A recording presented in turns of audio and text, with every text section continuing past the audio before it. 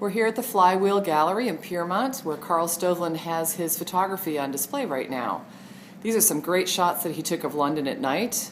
Carl, tell us a little bit about how you took these photos. Well, they were taken at about 8:30 at night on a tripod from across the river from Big Ben. And I looked for an interesting composition.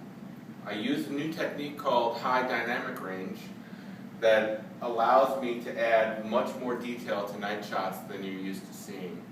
It involves taking 3 separate pictures, the one that the camera thinks is right, and then one that's way overexposed and one that's way underexposed, and software actually goes through all 3 images and brings it together as one using the best bits of all of them, so that in these night shots that would normally be very, very dark or very, very light, you wind up with all this rich detail and color that you wouldn't otherwise be able to see.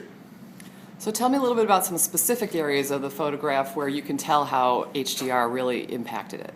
Sure. If this was taken as just one exposure, you would have great detail in the lights in the building and in Big Ben. The clock tower in Big Ben would be completely white. We can read the clock says it was taken at 8:25 right now.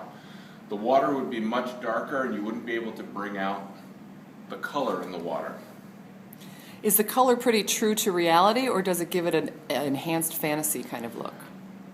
Depends on how far you want to go with it. I tend to call this hyper real.